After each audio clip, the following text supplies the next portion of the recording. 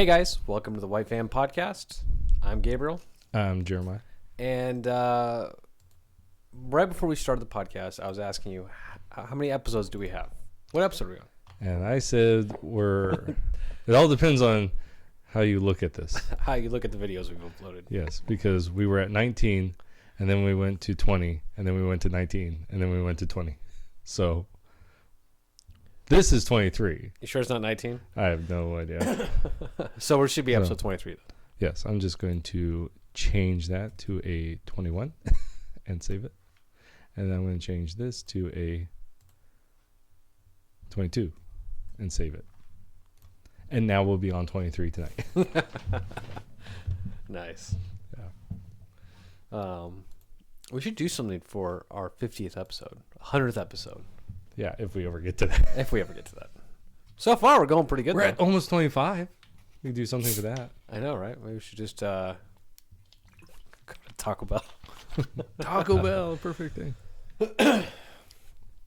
But well, hey, right before we started the podcast too, we were talking about poop. yeah. Well, real quick, we have 19 subscribers.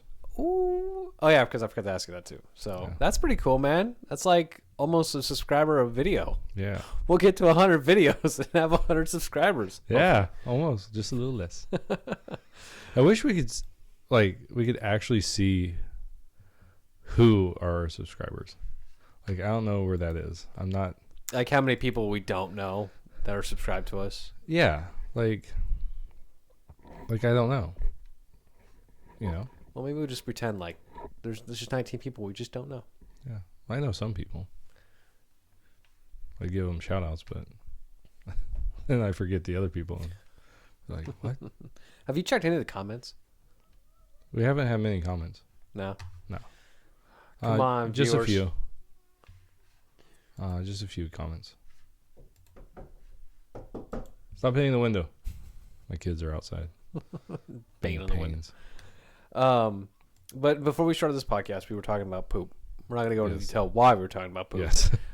But leads me into a question because I saw a video, and I've been watching some videos about Japan recently. Mm-hmm. And I'm interested in a certain product that has originated from Japan. Okay. Do you know what I'm going to talk about? No. A bidet. Okay. Have you? Because you can buy them on Amazon. And I'm sure you could buy them in a lot of places. You probably could. Hey, do they sell them at Home Depot? Mm. That'd be kind of weird. Going up to one of the old, Home Depot workers. You guys got a bidet? What in tarnation's a bidet? Son, I can look it up. You're in America at Home Depot. Use some toilet paper.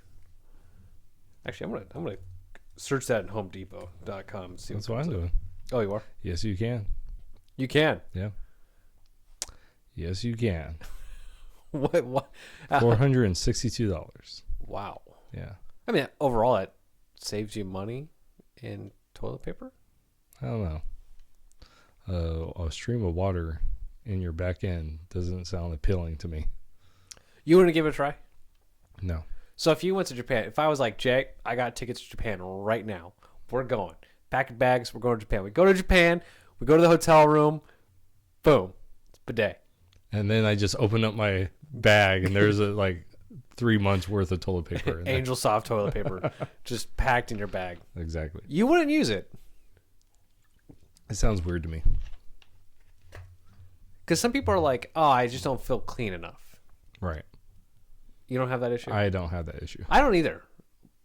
I feel weird. I'm glad you said that. I don't have that issue either. To make sure. But I also feel weird when I say like I'm kind of interested in just to see how well it cleans. Like, do I feel more clean after I use it? Right. I was actually having a discussion with Jack about this, because he's met some people from other countries while he's at college, and they got into the subject about cleaning yourself, and so he did some research, and he's like, most people swear by baby wipes. Mm-hmm. But then I told him, but you have to throw those in the trash. Like you can't throw them in the toilet. They have some flushable ones. Really? Yeah. Okay. But you can only, because I bought some. And because I wanted this, because I knew a guy who only used baby wipes. That's all he would use. And he would stock up on baby wipes. And I asked him, like, why are you stocking up on baby wipes, dude? Oh, dude, they're so much cleaner. Like, it just, I just feel cleaner after I use them. You know, it's not something dry. It's you're not gonna wipe your butt raw, you know. And I'm like, okay, I guess that makes sense. This is a very weird conversation. This is, but that's okay, because you know, because we talk about anything here. In about 10 minutes from now, we're gonna start talking about some political stuff. But I found the only benefit for baby wipes though is after you eat spicy food and you get those really bad poops that burn. I tell you what, man, that burn is gone. So just letting you know, if you ever have any like spicy curry or whatever, just make sure you have some baby wipes. Okay. It's so much better than regular toilet paper. So would you not buy a bidet? You would not use one. I would not use one. I don't know. I do not like the idea of They have a seat warmers though, some of them. So you can buy a seat warmer. Yeah, but it does everything though. Like, okay. I'm not doing it. no? Some weird stuff. Are you into that freaky stuff? Well, I still like to try one though. Just to see. I'm glad. If I happen to buy one, would you try it though? No. I'm gonna Not shooting water in my I'm butt. gonna install one, and you're not gonna know about it. You're gonna sit down, and I'm gonna have the controller in a separate room. Yeah, I'm just whoa, what was that? Oh. So, anything interesting? You want to know our analytics on our own page? And they have that? Yeah. Oh, sure. Yeah, they're just going down. Really? Just like the product of these videos or Just these podcasts. down. Just going down. We resorted to talking about bidets right now. Oh my gosh. Yeah, that's fine. You know, the podcast isn't for everybody. Right. This is funny. Oh. So, have you been keeping up with the Trump's impeachment? Yes, I have. It's dumb. Yes. It's just really dumb. My biggest problem with the whole impeachment thing is, like, I just read an article today. I think it was from The Hill, which isn't exactly the most right leaning. I don't think it is, anyways. But it talked about how the second article of impeachment is Trump is what? He's not participating, he's blocking it, you know, that type of stuff. And the Supreme Court actually talked about this. Like, they talked about how it's their job, basically.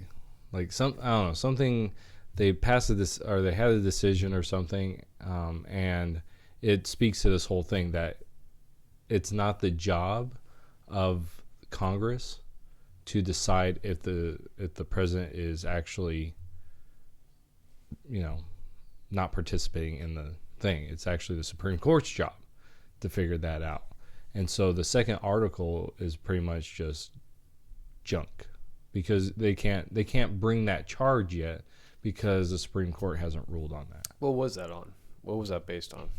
The fact that he wasn't participating in the hearings, that he was not being a part of them. So one of the second articles for impeachment was him not participating in the hearings. Right.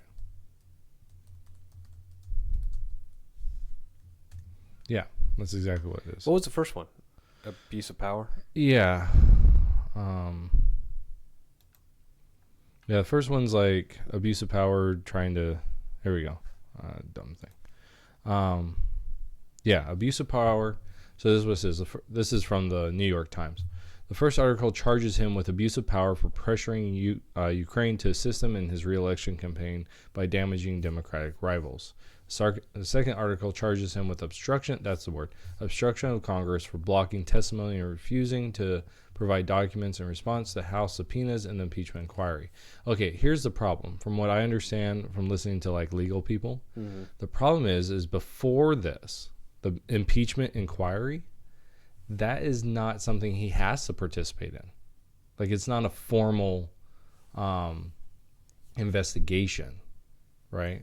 Because you have the inquiry, then you have the investigation, then you have the actual hearing, which that happens in the Senate. It doesn't happen in the House. So he didn't participate in the inquiry, which he does not have to. In fact, back when Obama was in presidency, they actually subpoenaed, the House subpoenaed the AG, what's his name? Holder. They subpoenaed Holder, and he refused to go. And Obama put forth this executive privilege to not have him go. And so it's the same thing. The president doesn't have to be a part of it. Now, it's an investigation now. Now the question becomes, okay, does he have to participate? Right? So then that gets kicked to the Supreme Court. And they rule if he has to, if he's obstructing. Not that he participates, but if he's obstructing. And so for them to say that he obstructed during the inquiry doesn't matter because he doesn't have to be. So that thing is just junk. Like that article that is just junk. The second one, or the first one, I think is junk as well because the Ukraine president came out and said nothing. There's nothing here. Never was I under, duress or, Well, even the transcripts, right, show no proof, right, and the liberals, the Democrats, were trying to. There was one specific person that was changing the words. Shift. Was it him? Yeah. That was changing. It was from we to me or we to I. Like I need you to do something, or it was an aspect of like Trump wasn't asking for himself, but it was for the country. But they were downplaying it as even CNN, I think it was, even was like, what's the Democrats doing? Like, right. The Democrats are, and which was shocking to hear CNN take a more, I want to say a right-wing approach, but a neutral standpoint in it for once and say, hey, you guys are screwing up here. You guys are blatantly, taking out of context what he's saying. So, and I've been watching a lot of videos. There's a lot of names that was being thrown around and stuff that I'm not too familiar with. I'm just like, oh, this one gentleman said, just because there's so many names to keep track of. But it was just depressing to see the Republicans standing up there telling them that, look, evidence just shows you, it just states that there's no evidence. There's nothing to latch on here. And the Democrats are like, no, it doesn't matter. We're all passing it anyways. Well, did you hear about that one Democrat that is against it? And he's actually switching sides. He's becoming a Republican. And he's based off of getting this. a lot of flack for it, too. Right. Now, remember that politician, I think she was running for 2016, female conservative, I think it was. Carly Fiorina? Yeah. Yeah. She was Republican, wasn't she? Yeah. Well, now she thinks Trump should be impeached. Wow. And she's becoming more left-wing. And I was kind of shocked about that. But it's interesting, this switcheroo with sides now. There's some Republicans now that have changed and are like, oh, Donald Trump should be impeached. Now there's some Democrats going, look, the evidence you guys are presenting is just stupid.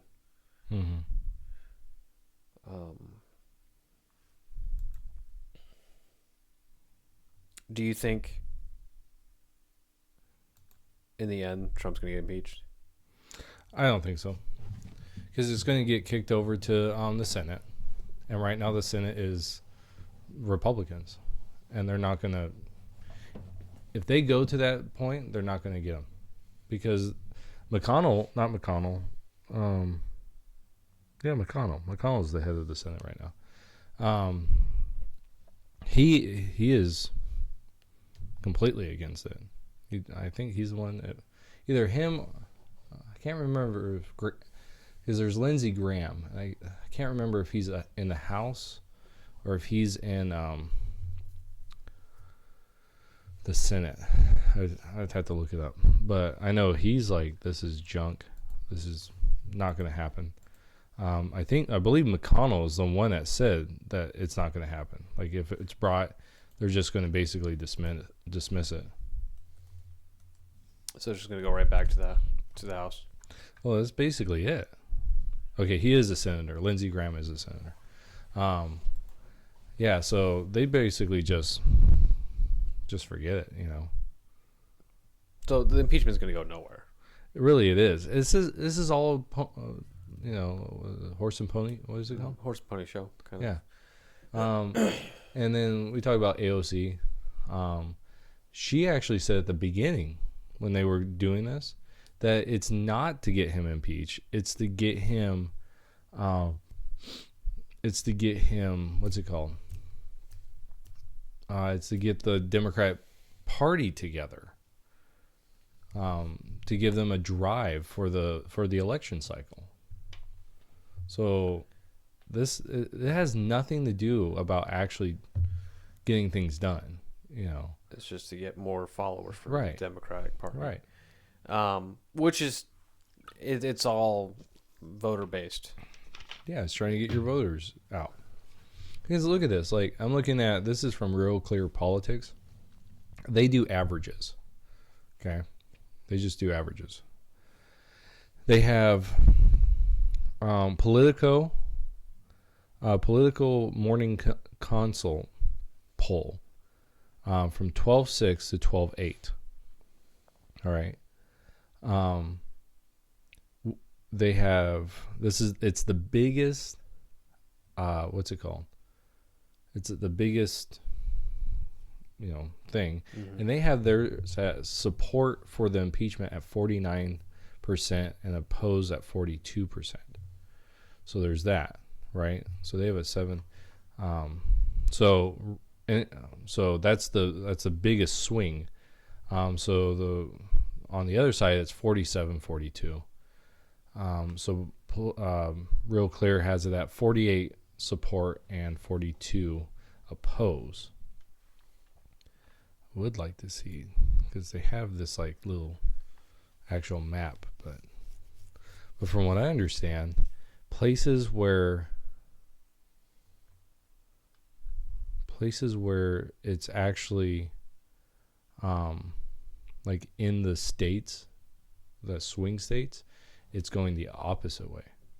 Like, there are more people opposed than support. Wish I could find that, because they actually break it down by now by states. If Trump does get impeached, let's just say that whole process goes through, he gets impeached, he can still run in the next election. Can he? I don't know. Actually, that was more like a question. Can he run in the next election? Uh-huh. I was hearing somewhere that he could. That doesn't stop him from running again.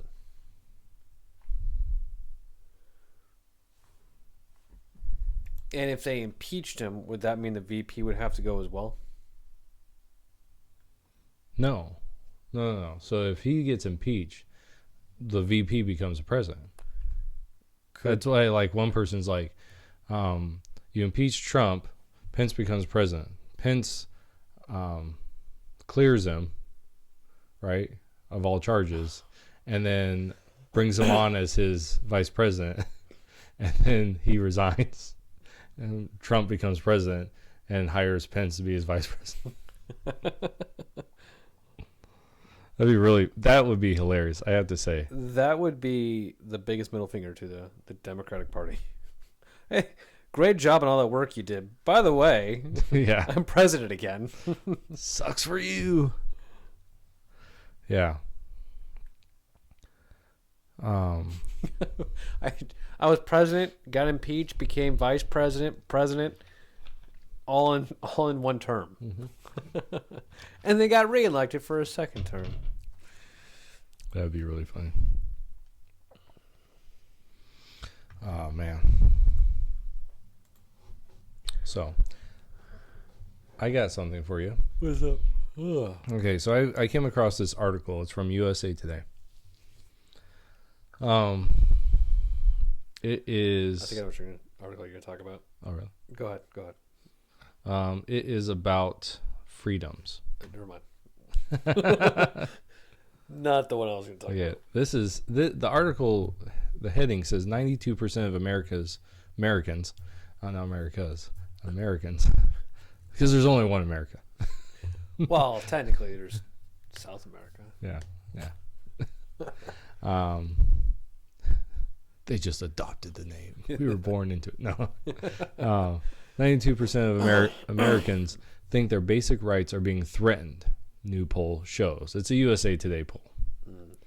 And it says most Americans surveyed 92% think their rights are under siege, according to a poll released Monday. So it says Americans are most concerned that their freedom of speech, 48%. So 48% of Americans responded that their freedom of speech is under attack. 47 said the right to bear arms is under attack. 41% said right to equal justice is under attack. Okay. And then 37% said freedom of expression.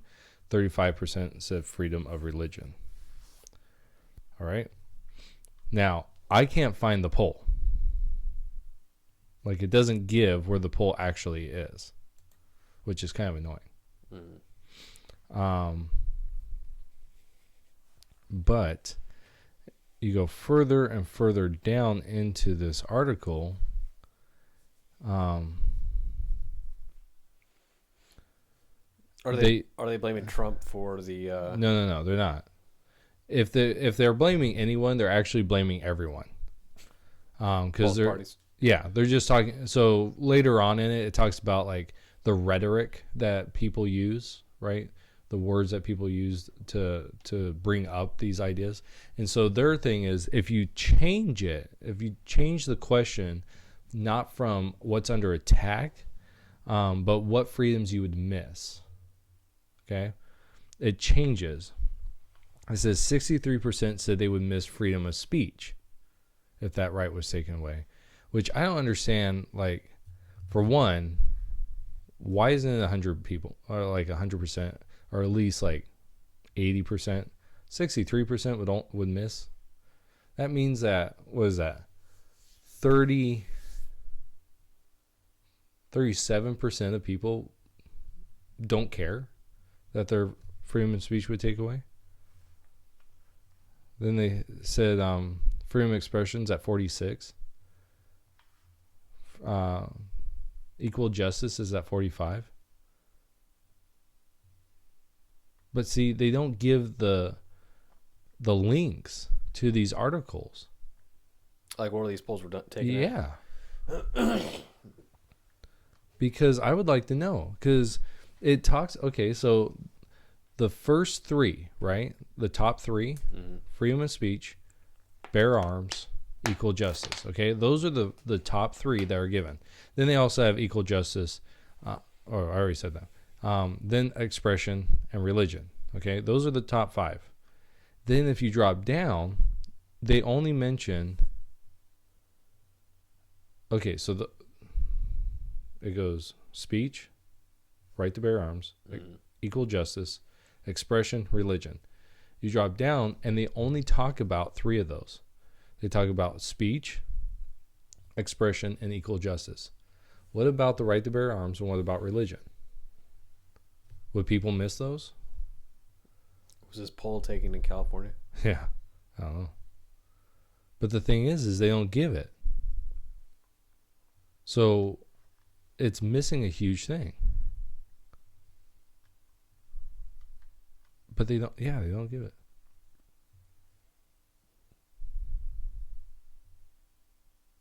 Yeah, see? Then they drop down and they talk about owning property. That's not even in the top five. My question is why don't they give the right to bear arms and freedom of religion? Why don't they give those those statistics.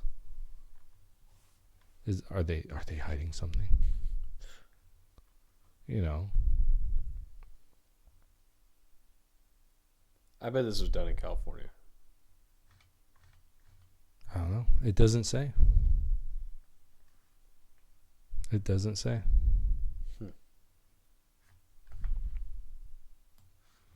Now, you have to do some research, so I'm going to go find it.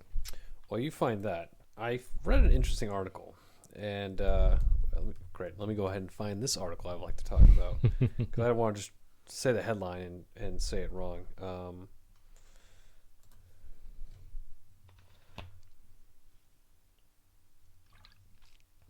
Did you what? Okay, so it was on Fox 10 News. If I can just pull it up. Come on. This is published yesterday. Who is more sensitive than millennials? Who's more sensitive? Yes. What generation? I don't know. Z's? No. You 3 guesses. Well, boomers? Yeah. Seriously? It says baby boomers are more sensitive than millennials. Baby boomers are more sensitive generation according to a recent study published in the Journal of Psychology and Aging. The study examined nearly 750 people ranging from ages of 13 to 77. Findings suggested that those in baby boom generation were more likely to be full of themselves and more likely to impose their opinions on others.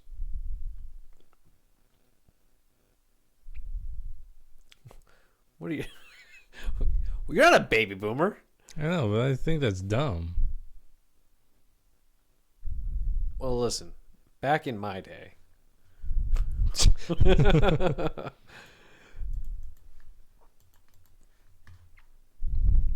Yeah, back in your day. It says baby boomers or people between the ages of 55 to 73 are more likely to be narcissistic and hypersensitive.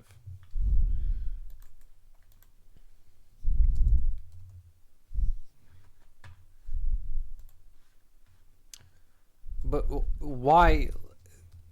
I'm going to think for a second about why they would be hypersensitive. Is that because there was such a difference in time now? Like, things have evolved so much from the period they were in? You know what I'm saying? Yeah. That things are done so differently. Like, there was a baby boomer I know that, you know, I'm telling him, oh, let's, you know, he's like, use a mop and bucket of hot water to go ahead and clean the floors. Well, I got a Swiffer. That works just fine. And then it became such a big matter because it's like, no, mop bucket and hot water, the good old fashioned way is the best way to do it. Well, you know, we've got the new Swiffer. It makes things a lot easier now. It sprays out things that the spray comes out and it's disinfects a lot better than normal hot water does, and it's cleaner, it's quicker and stuff, and it's easier to go ahead and take care of. Baby boomer just freaks out. I don't know. I don't know. I'm trying to think about how can they be more sensitive. That was just one situation where I'm like, you know, it's just because it worked back then doesn't mean we haven't come up with something newer today. Well, I think it's... Well, first off, read that again. Which one? What the first part that you read? Oh, the article itself. Because the other one was from Google.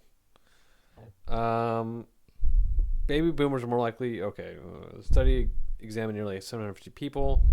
Findings suggested that those in the baby boom generation were more likely to be full of themselves and more likely to impose their opinions on others. Okay.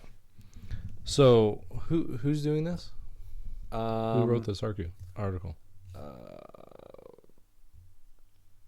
Fox 10 News. Who did the it was the Journal of Psychology and Aging. So my question to that is, you know, so not just like the example you gave tradition versus technology, but also ethics, right? So if you think, so take a young person. Okay, young people, doesn't matter who they are, they tend to buck the system, right? And boomers did the exact same thing, right? They were the 60s. They're the ones with the sexual revolution. That's who made the boomers. I mean, that's who where the boomers got theirs.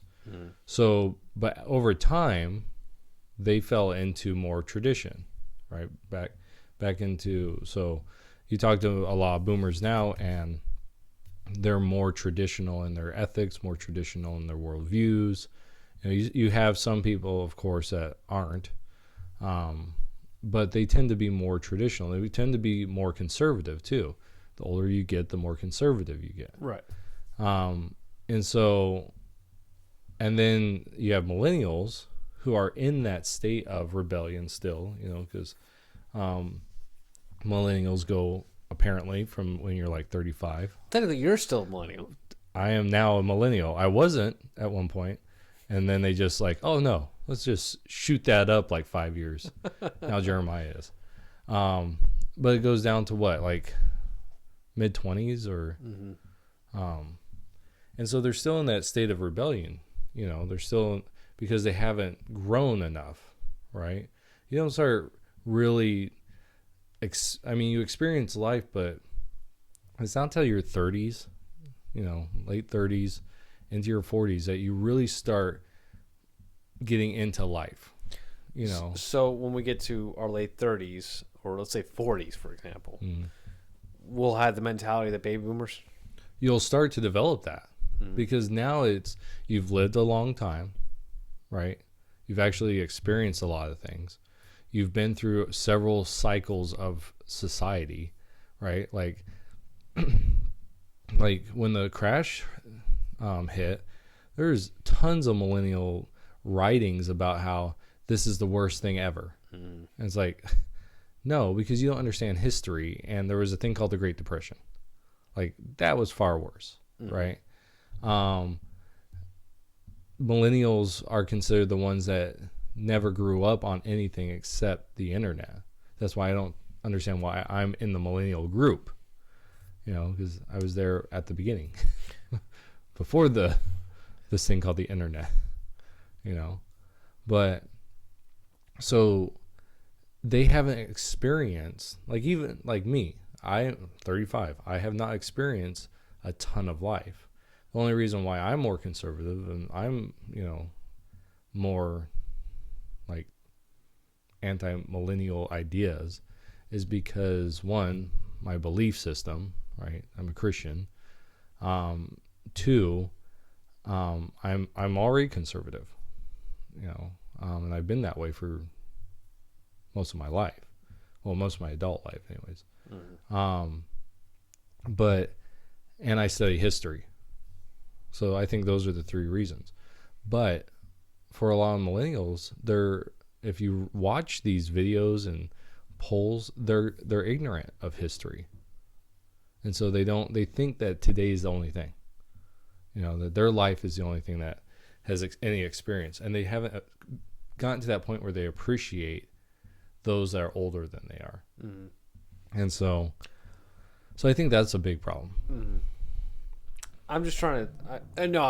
I'm trying to understand how this article fits with, let's say, experiences that I've dealt with certain baby boomers. When it comes to the situations that have changed, because of course, time, you become, how can I say, things of course change. The way things are done changes. I remember, let's say, I was talking to one person about military stuff, and the way combat was done back in the 60s, let's say during Vietnam, is much different than the way combat is done today. We've educated ourselves in how we've, throughout certain wars, we've learned a lot through the Vietnam War and how things functioned well and what didn't, and so we bettered ourselves, bettered our weapons, and bettered our tactics over until now in Afghanistan and Iraq, and we've even bettered ourselves from that. So when we do come up to our next engagement, war, whatever, we can handle that even better. And but things are so much different from back then until now. And talking to a baby boomer from what we do now was difficult for them to comprehend. And they fought kind of hard about, well, that doesn't make sense. One of those issues was, let's just say, in the Army, we don't use bayonets anymore. Right. You know, some basic trainings will go ahead and use bayonets still, do the training for it. I didn't. My drill sergeants said there's just no purpose for it, because you're going to get over in Afghanistan, you're going to put a bayonet in a rifle. Right. Your rifles aren't made for that. Oh no, they had. I think it still has the bayonet attachment.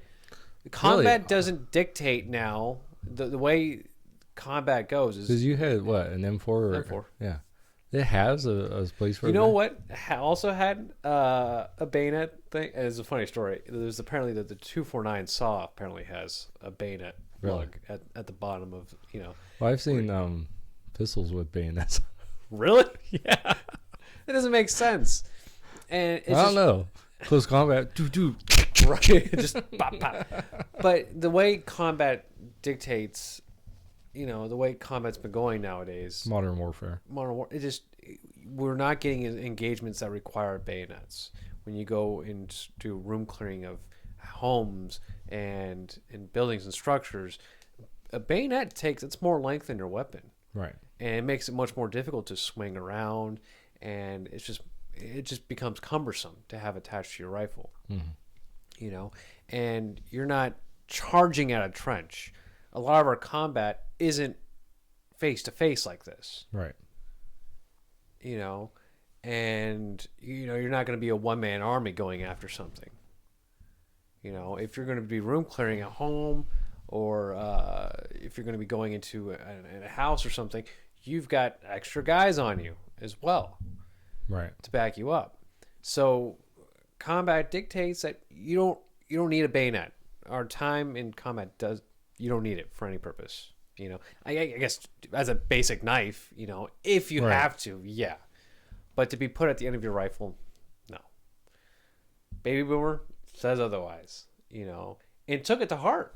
Like it was a really big thing. It was like, look, times say otherwise. Right. You can fight this as much as you want. I'm not the one who said no to no bayonets. Time has dictated. The way combat has evolved. Baby boomer got really sensitive about it and became overwhelmed by it. That's why I think, yeah, baby boomers might be a little sensitive about how time has changed. Right. But I think there's a difference between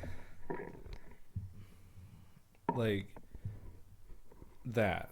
Because to me, you're talking like technology and how things progress like that. And to me, there's that, which is just like, I don't want this to sound mean, but that's an old person type of thing.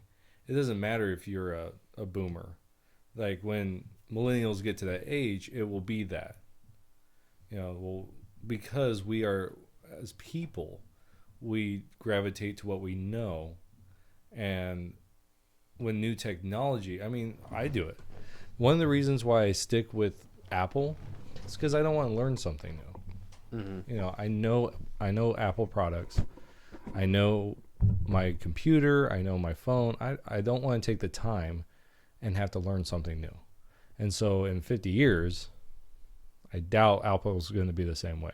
You know, and I'm going to be like, man, this was so much easier when I was younger.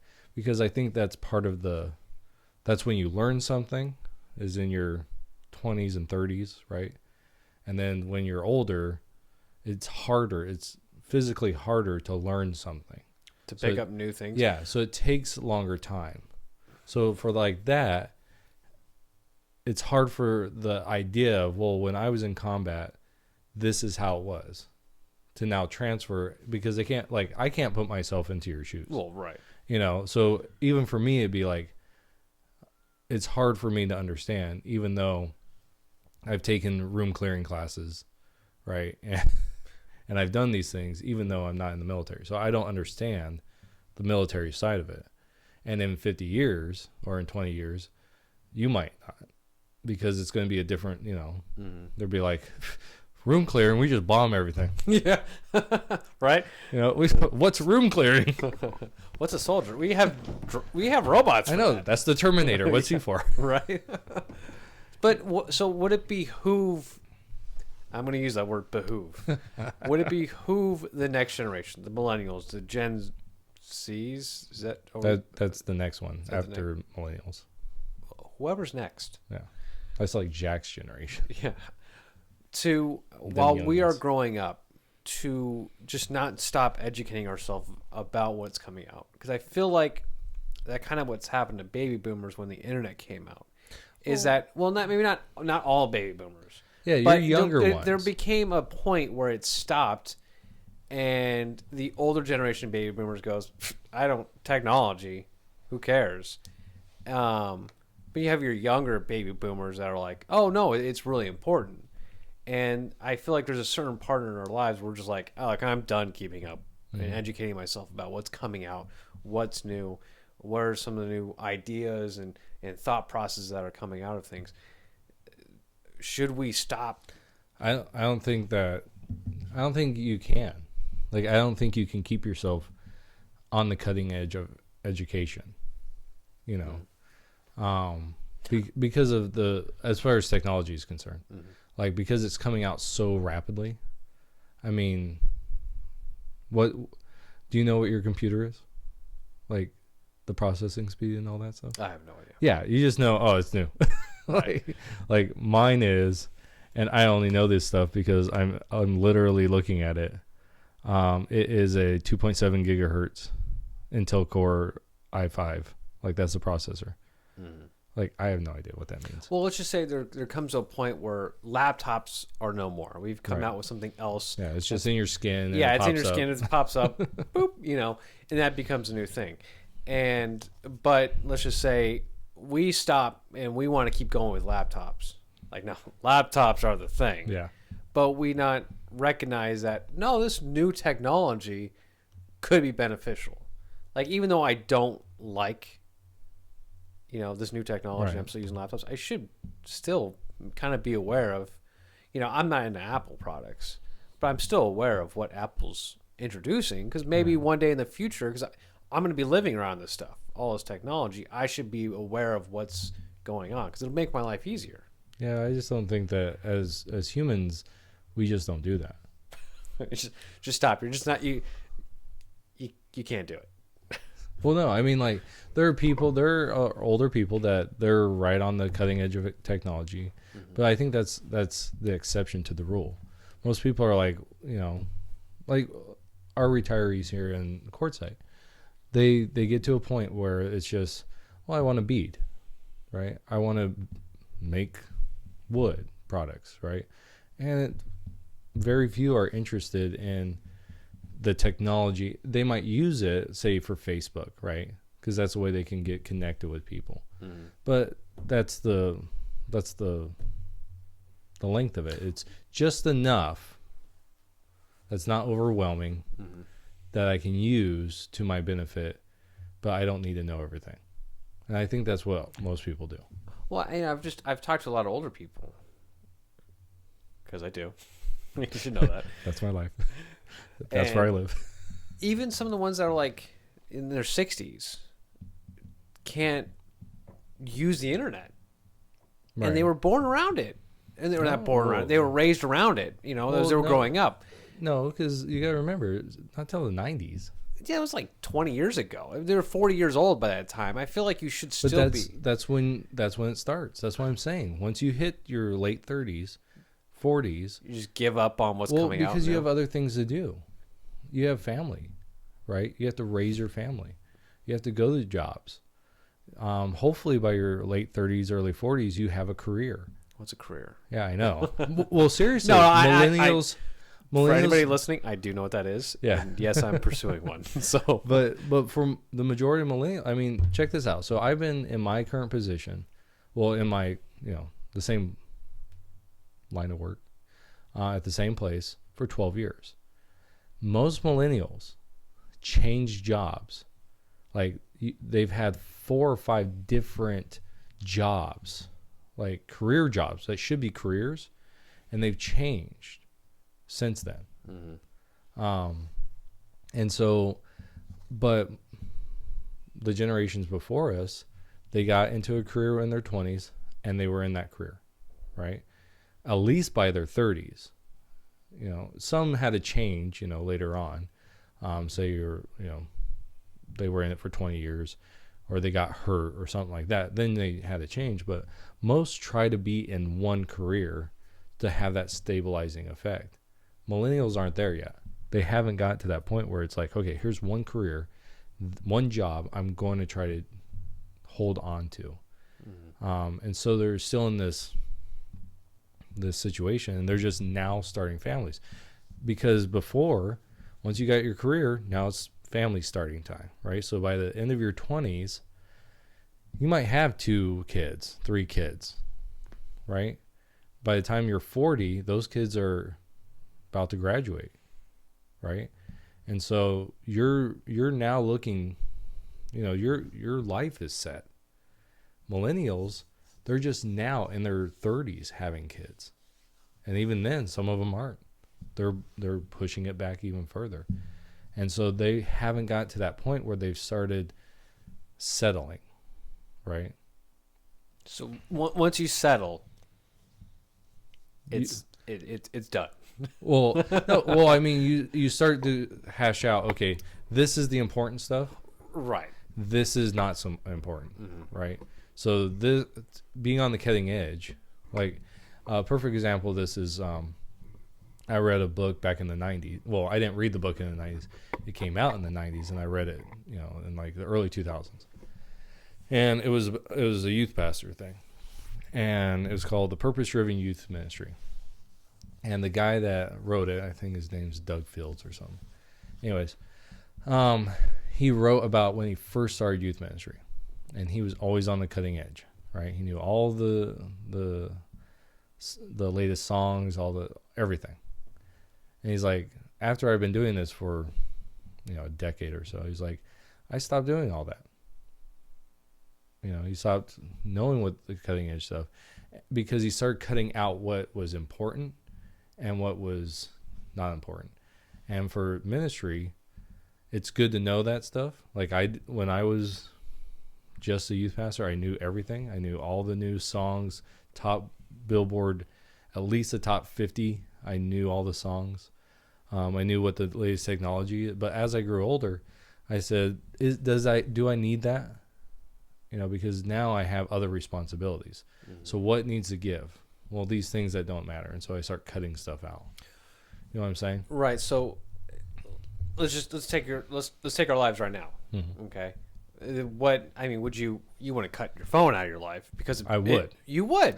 If I had the opportunity, I would cut my phone out of my life. Maybe would you cut social media out? Because I feel like having a cell phone in itself is important, because I feel like phone calls nowadays and I just don't like being on call all the time. Like, well, that's your job. I know. So that's what I'm saying. If I could get rid of it, I would, because I don't want it. Like, it's another tie, you know. Do you want like an office phone? And stop giving you should have a work phone and a non-work phone. Oh, then it becomes too hard. Just one phone. Yeah. You should need a pager. There you go. We'll go back to those days. Anyways. Well, I feel like, because, you know, we utilize laptops, we use our computer systems and our phones for everyday work, and we're going to be using that for quite some time. And we're using it so much where it's kind of built into our lives now that I feel like there's some technology, there's certain things in our lives that we will be staying on top of, because, you know, I like to communicate with people. So I'm going to be ready to go ahead and at least not be really deep into knowing what technology, like the new phone technology is coming out, but at least be aware of. So when my phone contract's up and I get a new phone, I know what to purchase. Right. Well, I think you'll just go in and they'll be like, okay, what do I need to get? Because that's what boomers do. That's what Gen X does. They just walk in and be like, okay, what do I need to get? That's true. You know, and they tell them, well, here's the newest one. Okay. And then they look in and they go, okay, I won't be able to learn that. Give me something simple. Like, that's what, like, most do. And when they get a smartphone, it's a huge learning curve, right? I mean, right now, the iPhone 11, like, I have the iPhone 8, right? So I know people that have the iPhone 11, and I'm like, how do you get into this thing? Because it doesn't have a home button. My fiance just got one, and I'm looking at it going, where's the power button? Right. Because my phone has a power button. And she goes, oh, no, you unlock it with your face. Yeah. And I'm like, I have to smack it against my face? She goes, no. Smack it against your face. Yeah. You press the button on the side, it comes up, and then you just hold your face and it unlocks. I'm like, oh, that's cool. Yeah. But also kind of stupid.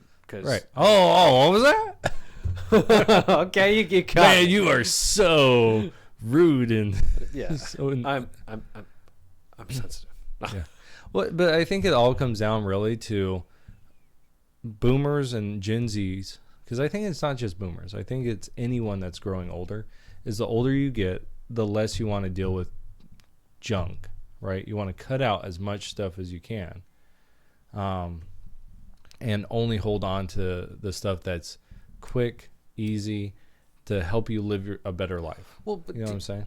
No, I understand what you're saying, but do you think I'm not trying to like our newest generation, the millennials and Gen Zs, and I'm kind of playing devil's advocate because I hate millennials, even though I am one. Sadly, I don't like to admit that I am, but I am. But do you think millennials and Gen Zs are better at learning things now because technology is becoming so advanced that it is a constant learning process? Because before, you didn't have this constant, you had your career and you had your, things were much simpler back then. Those were simpler times with technology and everything. But now it becomes where technology is all around us, and it's a constant learning factor to constantly stay on the edge of what's coming out now, that you're always going to be learning something, and you're always going to have to be on top of things. And there's not going to come a period in our times where we're going to stop learning, where we're not going to be like, I'm cutting out the middleman, or cutting out the things in our lives that are just junk. Do you think that's not going to change, though? You don't think that's... No, I think that they'll become just like the boomers, just like the Zs. We're going to come back to this in 20 years. Yeah. Yeah. On our 1 millionth episode. Right. And be like, I remember. We had an episode. What episode was it? 21, 19, 20. Somewhere in there. 23, I think it was. And I'm right and you're wrong. No, I really think. I think that as millennials grow older, that they'll just do exactly like everyone else. I think they'll be more not understanding, but more... Man, it was so much easier back when I was a kid. You know? Back in my day. Yeah, I think we'll do that. You know, and I think the Gen, whatever it is. And I've said that too. When it comes to music, you get these new crazy weird music coming out nowadays, and it's no talent. But I've told teenagers this. I'm like, well, guys, back in my day, and I'm like, and Jack is like, wow, did you really just say that? And I'm like, I'm getting there. You know?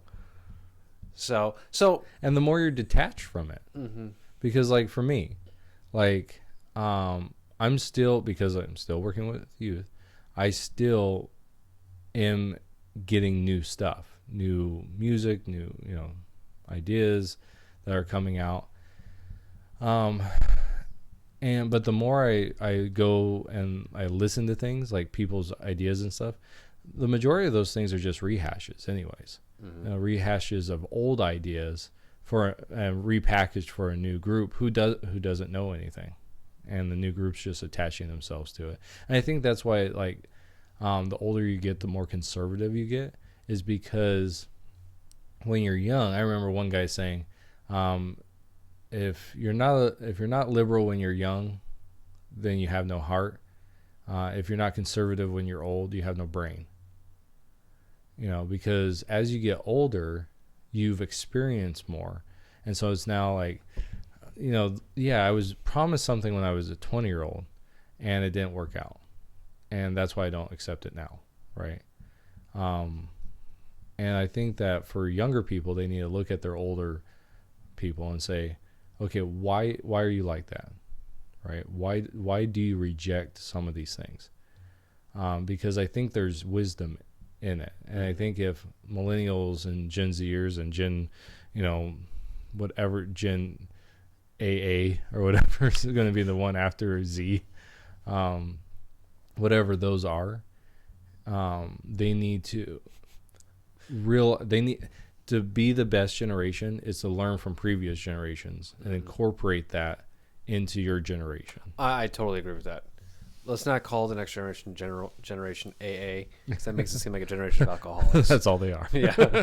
One big alcoholic. No, I agree with that. And so I just kind of want to, what it seems like is when baby boomers were at their youngest, they were millennials at the time. 60s.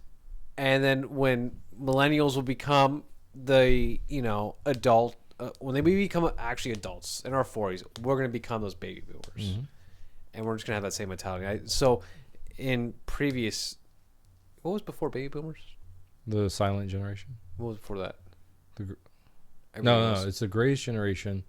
And then it goes silent generation, greatest generation, boomers. Okay. Greatest generation was World War II. The silent generation was the one, World War I. Depression, World War I. Yeah.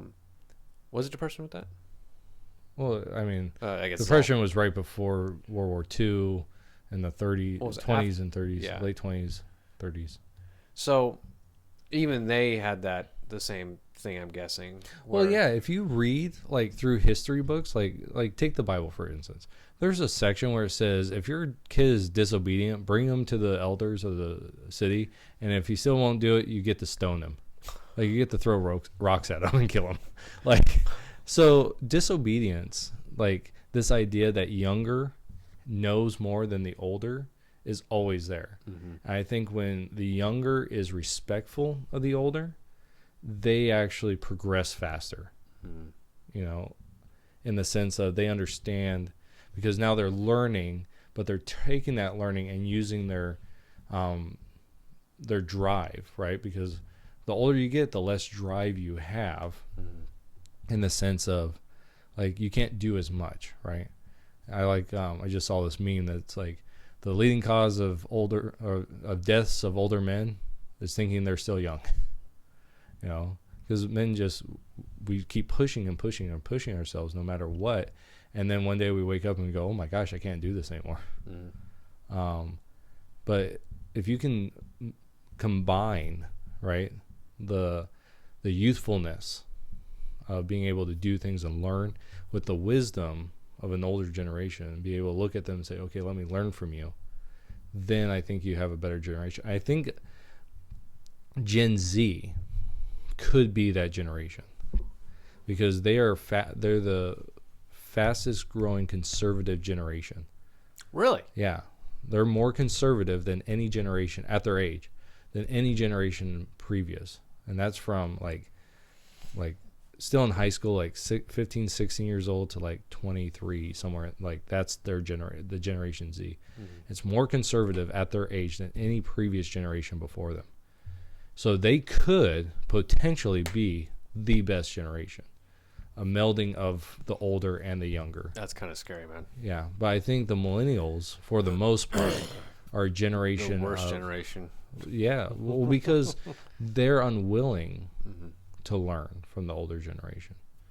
And I don't think it's completely their fault. Mm-hmm. I think it's a societal thing that has, when you go from the boomers to the Z, or boomers to the X, and the X were just took the boomers to an extreme, right?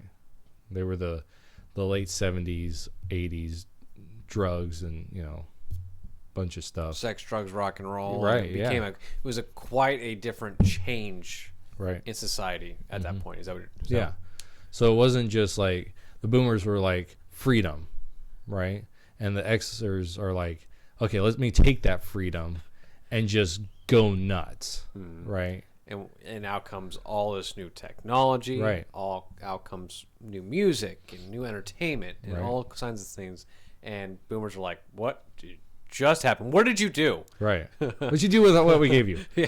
And then, and then because, I think really I want to put this on to the greatest generation, because the greatest generation experienced the Depression. So when they come back, this is my theory, they come back from World War II and we get the 50s, right? And this is where everything's wonderful, right? Cheap. Things are cheap for the most part. But they get washing machines, they get, microwaves come out, all these things that improve life, and they give them to their children who didn't have that, right? I mean, they didn't have that. That's what I'm saying. And those are the boomers. And so they take that gift and they do the 60s freedom.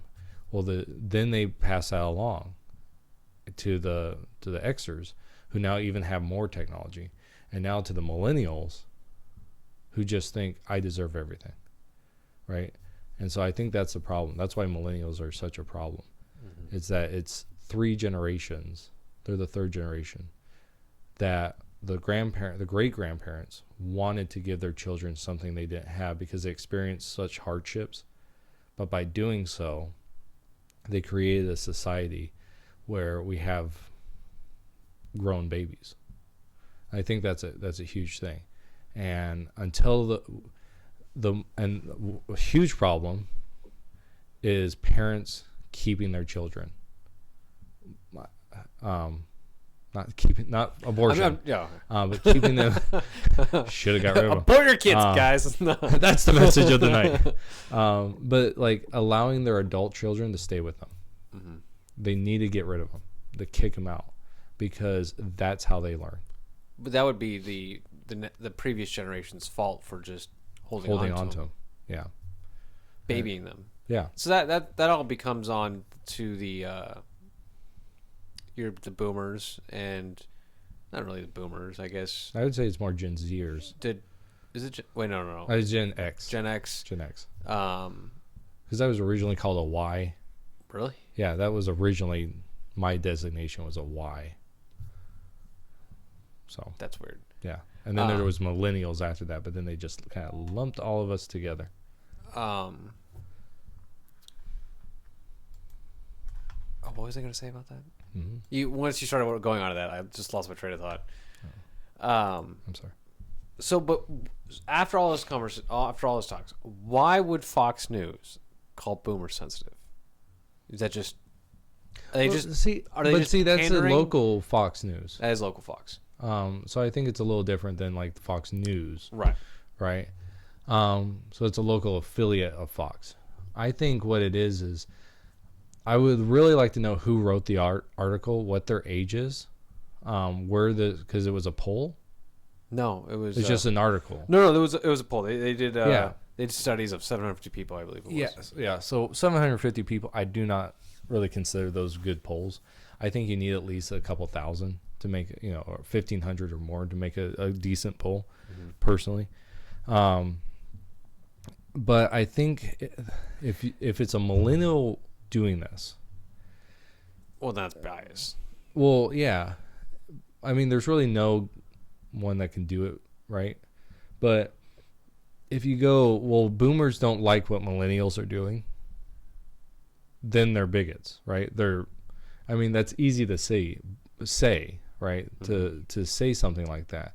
Well, just because you disagree with something doesn't mean that you are imposing yourself on something. Mm-hmm. So if you're asked, do you like the way millennials are? And they go, no.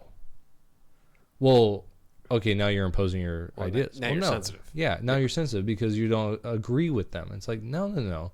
That's so dumb, because I can disagree with them and not be sensitive to it. Right. Because sensitivity means like, oh, they're doing everything bad, and I'm just going to hate them for all things. Well, what about whatever millennials do is stupid? Right. Or, well, what if something new comes out and baby boomer just Not just that it's just stupid. It doesn't. It's not like how we used to, and then keeps ranting about it more Right. instead of just saying like, yeah, what we did back then was good, also, or that way is stupid, but whatever. Yeah. You keep pandering at the issue of whatever the issue is. Well, and polls are kind of misleading when you ask someone a question and they respond to that question, right? And then you decide how to interpret it, right? So the person polling is like, do you disagree with how millennials raise children? And the person goes, yes, I disagree with that. And say the majority of people, yes, I disagree with that. Well, millennials are sensitive to the way our boomers are sensitive to the way that other people raise their children. Well, everyone does that. Right. I am the correct way that raised children, when no one is the correct way. Everyone has a different way of doing it. There's better ways to do, things, but people raise their children all different kinds of way, and they turn out, all different types of way. That article was it's only a paragraph. Yeah. And that's it.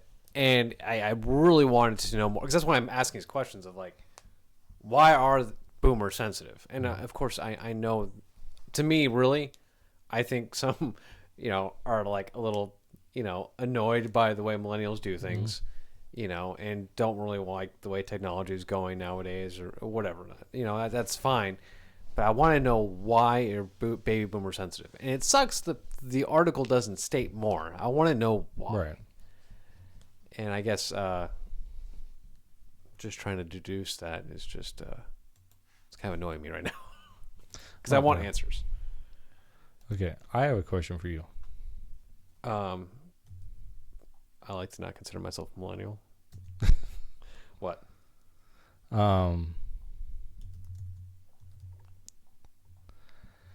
Have you ever thought of doing a gun competition? Like just a pistol competition or a 3-gun competition? Like fast shooting? Like fast draw and stuff? No, not fast draw. What are you talking about? Like going through. Like a course? Yeah. Yeah. Have you ever tried it? No. How come? Just haven't had the time to. Why'd you pull one up? Because I'm actually interested Really? in doing it, and I was going, man, if you would do it with me. I think it's one of the hardest parts, though, is speed and accuracy. Yeah. Combined, not just speed, and because anybody can pull a gun out of a holster and shoot, but it's much different when you pull a gun out of the holster and get that shot, that you are wanting to shoot. Right. I agree. Especially being timed. Mm-hmm. Why is there a competition coming up? Well, no. Because I've been thinking about it more and more, like going and doing competitions, just to improve in my shooting. And so I was wondering if you've ever thought about it. And would you go with me? I love shooting, and I think that'd be really good. Have you seen the competition shooting pistols? Yeah. Well, I was thinking more of like just going to a competition. Just like a one-day competition that's like a local competition. Not local to us, obviously, because we don't have anything local. But Double barrel shotgun. Yeah. But no, just like looking up, just like in the valley, kind of in Maricopa County, Phoenix area. Yeah, and just going and trying. Trying, or just want to go see one? Well, I would like to actually do it. Really? With no with no training? Yeah. And just see where we land at? Yeah, and just be like, oh, I'd like to. How do we fare up against that one dude that's been doing it their whole lives? 20 years. And yeah. Well, I mean, just because it's more of like, okay, because I've watched them online, and it's like going around corners and shooting, getting a couple shots off and all that stuff. So I wouldn't mind doing that and just trying it out. Because like they have one in Yuma. Like they have like me. I would like to do this practical. You know, because I don't want to do 3-gun because I know I'm horrible at shotgun. Really? Yeah, like I'm horrible at shotgun. You don't like doing clay shooting? I just can't, like, when something's thrown up, I can't track it. You just aim a little ahead of it. Yeah, That's what I have a problem with. Really? Yeah, is aiming ahead of it. It's like you want to put it right on it. Yeah, because my initial thing's like, okay, I gotta hit this thing. So it's like a receiver in football, right? Like if you're the quarterback, you're supposed to throw in front of them. I can do that, but for some reason with a clay pigeon, it's like, yeah, I just keep missing it. but yeah, I just like to try it. Like there's a match coming up, or there was a match this month, on the 8th. They started at 7. They check in at 8. They start at 9. They probably go all day, and it cost $11. Oh no, it cost $16. Really? Yeah. Oh. Because non-members, so you have to be like a membership to Wait, so for a non-member it's $16? Yeah, for non-member it's 16. For a member it's 11. So I wonder how much membership is. Is it like $5 a year? Yeah, I pay $5 and then yeah, right. 11. What else does that membership give you besides $5 off? Yeah, exactly. But you know, like stuff like that. Like I'm just interested in it. To do it. And there was like, I've looked up cowboy stuff, like you actually dress in the period clothing, and then you have your, you know, cowboy guns. My 500. Yeah. My revolver. And do like the fast draw, the quick draw. Yeah, there's a lot of stuff, you know. There's one up in, like this one, there's one in London Bridge, you know, like they have one that's called London Bridge Action Shooters. But like this Yuma one, they do one. See, they do it on the second Sunday of every month. It says the match is generally 5 stages, including a USPSA classifier, which I wouldn't be interested in that. Like, I'm not interested in doing like major matches. I'm just interested in going through and, you know, just seeing how it is. Yeah, going through it, seeing how it is. You wouldn't want to go to one just to see what it's like, just to prepare yourself? Well, no, because I can watch them online. Really? Yeah. How is it that much involved with it? I haven't. No. Is it the one where they take the gun out of the barrel and they shoot? No, well, that's multi-gun, or you know, or like a rifle one. Or usually, like, from what I've seen, those are multi-gun. Like you're using multiple guns on a range, right? I'm interested in doing like one, like a pistol, rifle, you know. Doing is there caliber restrictions? Usually it's not. I think it's usually like 9mm, 45. Your basic 500. Yeah, yeah. And then like 223, 556. I just want to be that last guy in the end. Like everyone goes, you know, boom, and everybody down the line just looks over. What? Yeah.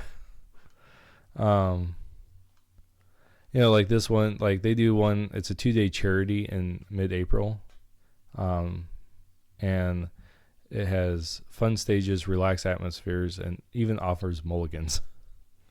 So, you know, like. So this is a fun shooting competition. Yeah. Well, yeah. I mean, it's still a competition. Right.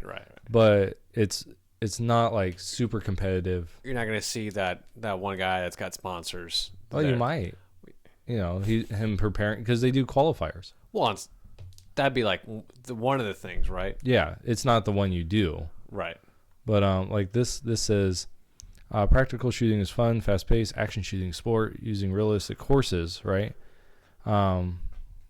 So it goes through all that and it says multiple targets, moving targets, partial targets, knockdown still targets, no shoot targets that cover or obscure shoot targets, barricades, doors, windows, walls, tables, cars, boats, motorcycles, and all these and other props are mixed together by course designers to create constantly changing situations.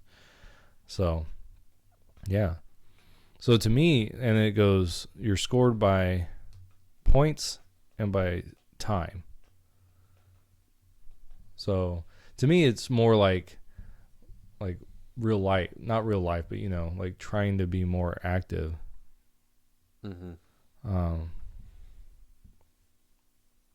Yeah. And their motto is accuracy, power, and speed. I'm glad accuracy is the first one. Yeah. Just shoot stuff. But it says new shooters and spectators are welcome at all matches. Oh. No. So I'm just interested in doing something like that. I think you're the first person I've ever talked to that was actually like, do you want to do a shooting competition? Really? Yeah. I'm surprised. I'm really surprised. Your dad's never done one? Really? I mean, we've done like some friendly ones out in the desert. Like, it's a shooting competition, Everybody's putting $20 in the pot, That's like that. But nothing like it's a legitimate like shooting competition, What does first place get? It doesn't say. But annual club membership for the Yuma one is $25 or $35 for family. A year? Mm-hmm. What does that give me though? It says nothing. Really? Just $5 off the Yeah. What? No. Juniors get in free. I don't see anything. Just doesn't tell you what you get. Probably have to contact them. Yeah. I mean, it does say for more information, contact Johnny. Is that just Johnny? Well, Johnny Caddy. Oh, okay. There's a last name to that. But there's contact Johnny. But you Johnny? Yeah. Yeah, I'm Johnny. We'll meet in the back alley. Me in the back of 7-Eleven. Oh man. Here's a calendar of events for the one down in Yuma. And it actually is. There is so they're multi-gun. I love how this is funny. It says December 1st multi-gun, right? Mm-hmm. And then at the end it's like Saturday, and it's like first Saturday. It's like, yes, that is the first Saturday. I'm glad we all understand that. But there's a practical one on that. There's a National Rifle League. I don't know what that is. But on the 12th, I couldn't do that. But on the 12th of January, there's a practical one. We would have to go to the one that's on like a Saturday. Yeah. But yeah, so they're all over. I mean, there's one in Kingman. There's 3.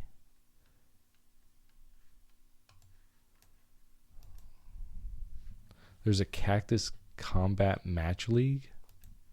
I was just wondering if you'd be interested in that. That'd be fun to do. Like, let's just say I do this.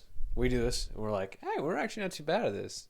Gabe, you're better, but, Yeah.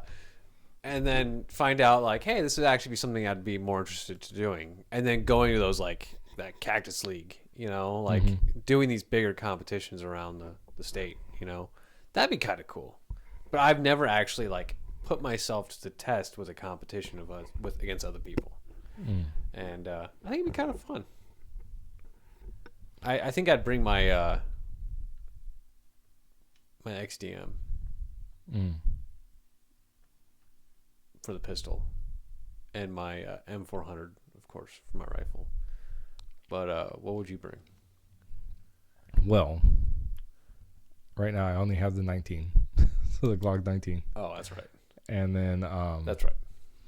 See, if I was going to do this though, I would get a like a 2011 or a Glock 34. Mm-hmm. To probably a Glock 34 because You don't have a full size, do you? no. You need a full size, man. Yeah, you need a full size for these.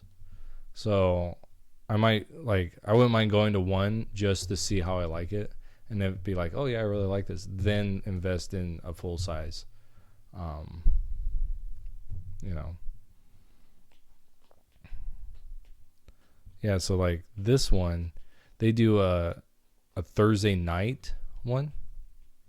It's like they call it a practice match, and you don't have to pre-register. You just show up at 6 p.m. It's handguns, pistol caliber carbine only, minimum 9mm. 80 to 100 required hits. So then it said bring double the ammo your first time. 3 to 4 mags or speed loaders needed. It only lasts you must start at 8, and it only lasts for 2 hours. It's $17 for non-members.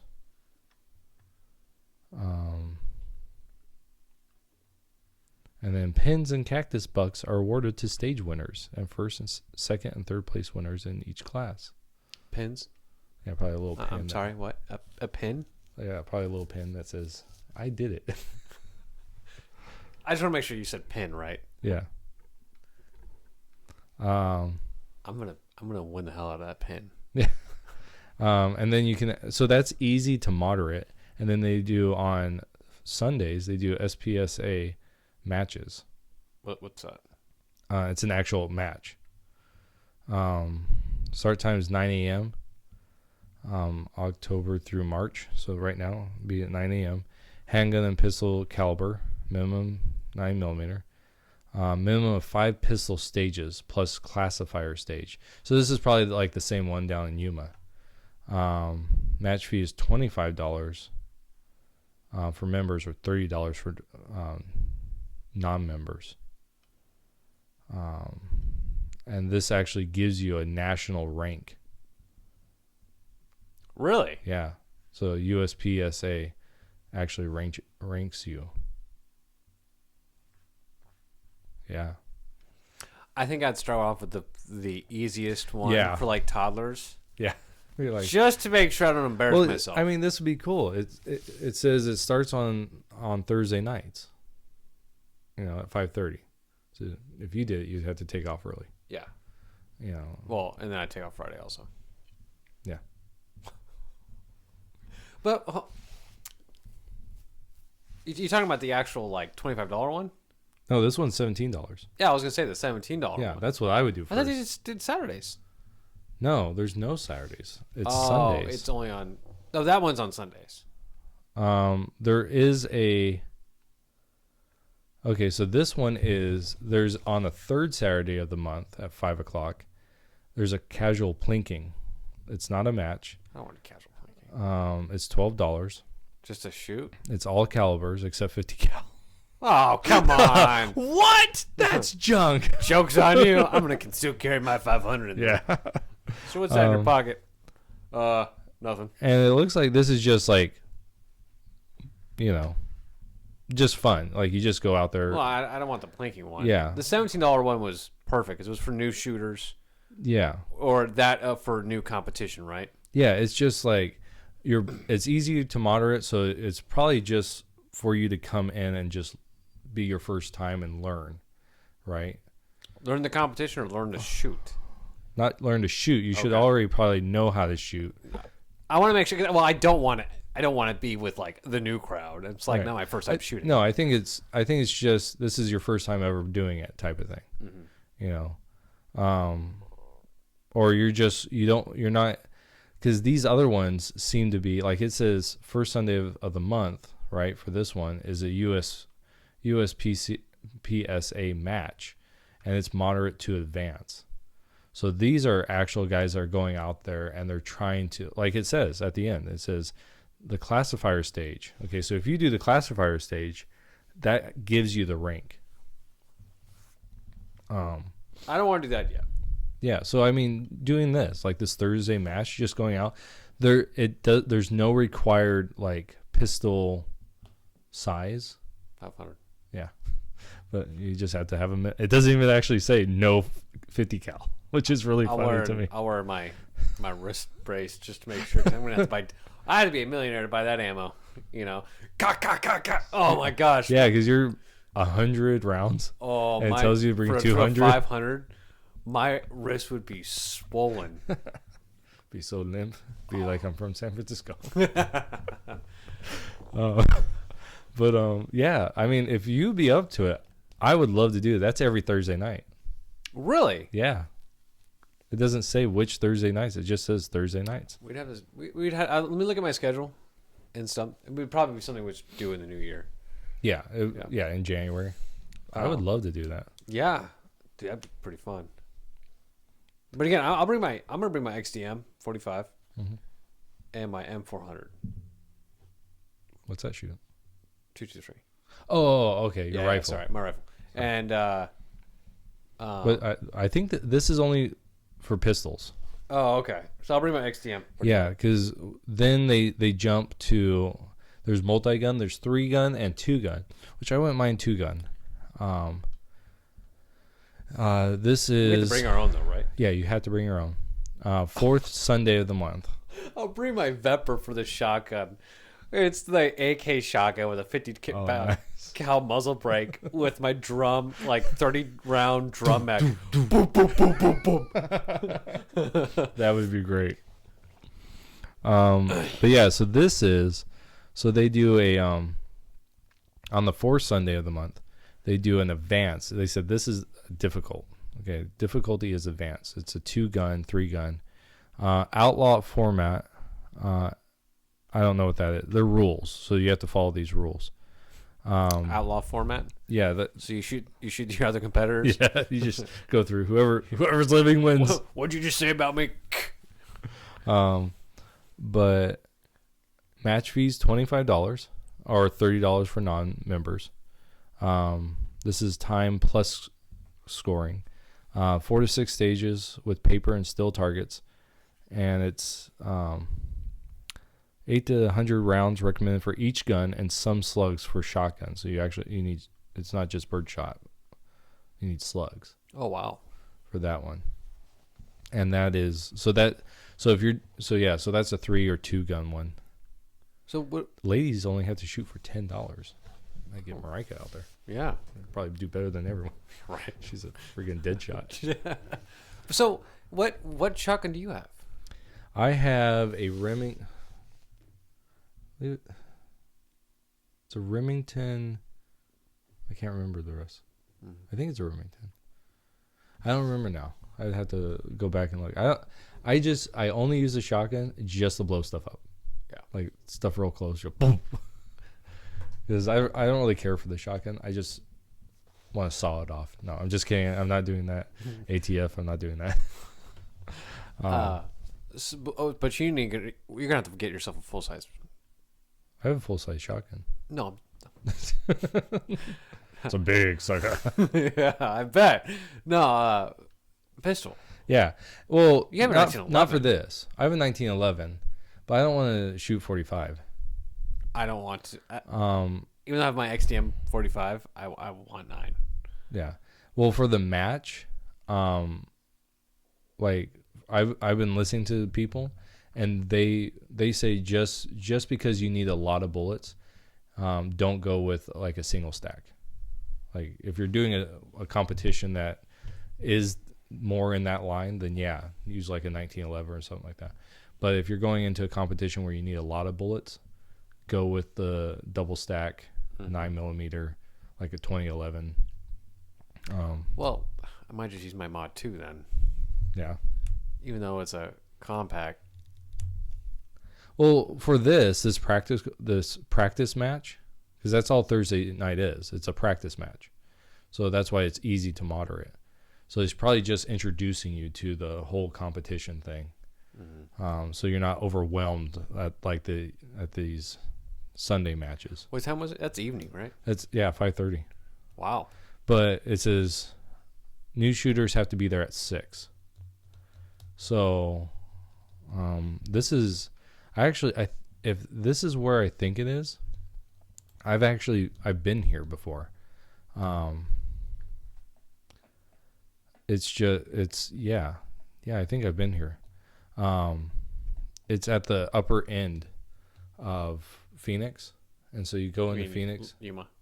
No, this is in Phoenix. Oh, that one's in Phoenix. Yeah, this is in Phoenix. It's not in Yuma, but it's the same distance. You go into Phoenix on the 10, you take the 303 up, and it's at the top. Cave Creek. Yeah, somewhere around there. I think that's Queen Creek, something like. I don't know, something with a creek in it. Yeah, I mean, it doesn't actually say where it is. Yeah,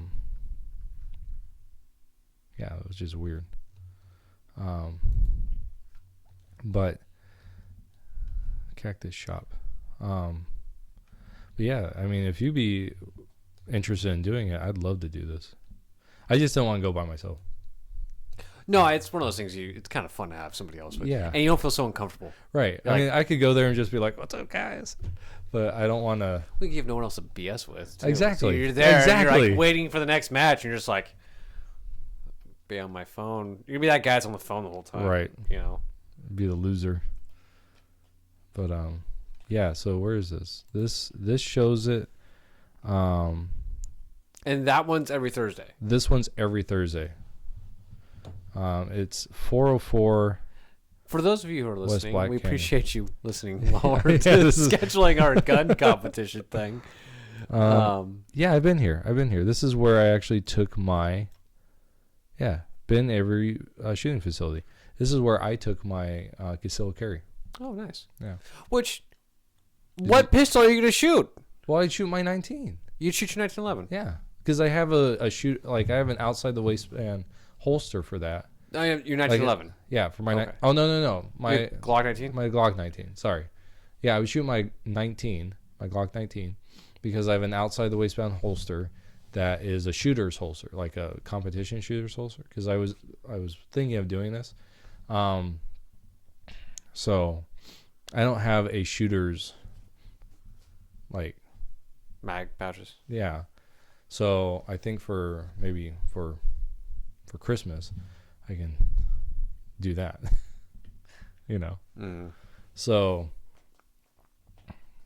because they say you should have a shooter's belt at least, so that everything doesn't wobble. The hell's a shooter's belt? You know, one of the ones that have the inner belt and then the outer belt.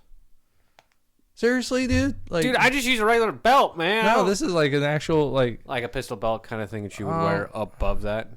Like a combat, like a what's it? What are they called? No, dude, I like a combat overseas. belt. No. Overseas, I just had my basic military belt. I put my holster on, dude, my M9 on it. I gotta show you these things. Oh, I have my leg holster. Yeah, well, that's what this is. It's not a leg holster, but it goes down like it's a mid. I think. Okay, no, I know what you're talking about. That's my holster. No, I know what you're talking about now. I think I actually showed you. No, it's like a rig. Essentially. Yeah. Your rig. Just the way you were saying it was just like, huh? Yeah, but like an actual like, the inner belt, and then you have the one that wraps around that belt. Right. That's what I was talking about. Which I've been wanting to get. I actually, I planned the whole thing out too. One time I got exactly what I wanted and everything, and I didn't have enough money, so I bought the holster instead. But yeah, so if you're willing to do that, I would like to do it. I'd have to take an inventory of what I have, but that first one's 9mm, right?